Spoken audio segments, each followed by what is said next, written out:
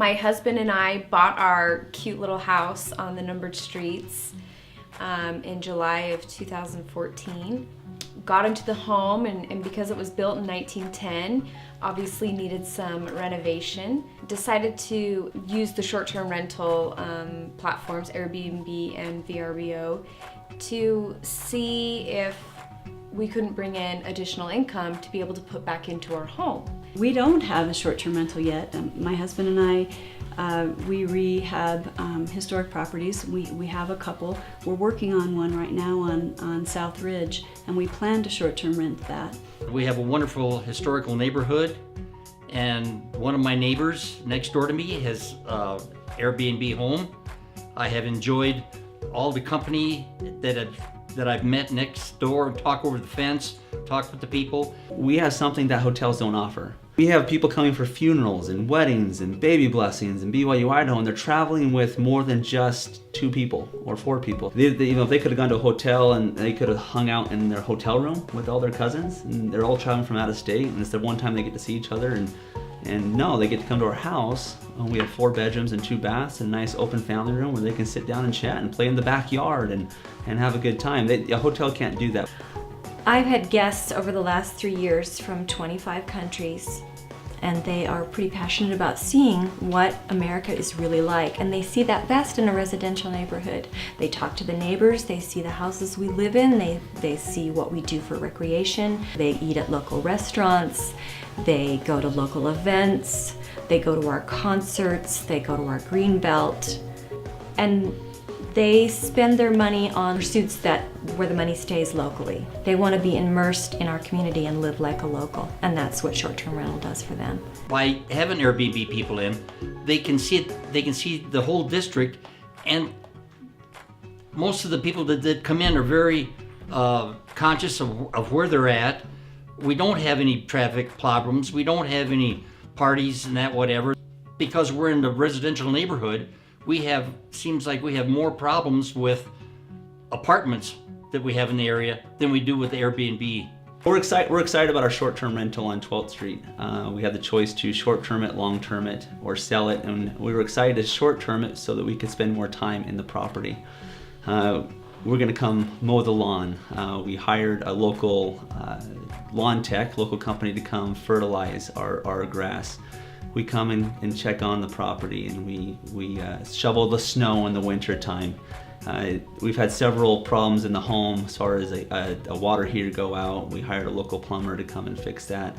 We seem to be more involved in our short-term rental than we normally would have been if we had decided a long-term rent. So we're really excited about the involvement that we personally get to be in these properties. I enthusiastically support the ordinance as a tool in my neighborhood for revitalization. We live around a lot of places that need some help, and our neighborhood needs some help. And the reason why it's an important piece in the revitalization process is that when you buy an old house that's 100 years old, you can't just come in and flip them. They're very expensive to rehab right. And so when you're done, you're upside down in them usually. There's a period of time where you have to recoup some of your investment. The short-term rental option works really well for that. With a short-term rental, the advantages that we see is that we can be on the property regularly. We furnish them, you're on the property, you're maintaining, you're taking care of everything.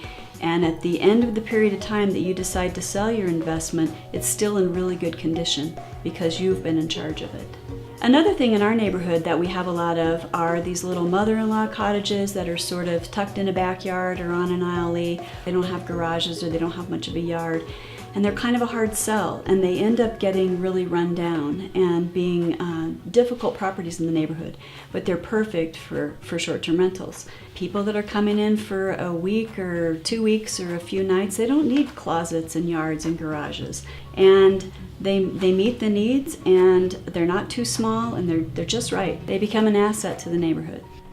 Another surprising thing about short-term rental for me has been how many interim rental situations there are in Idaho Falls. The medical community brings in a huge amount of intermediate rentals. That's rentals that are more than a month, less than a year.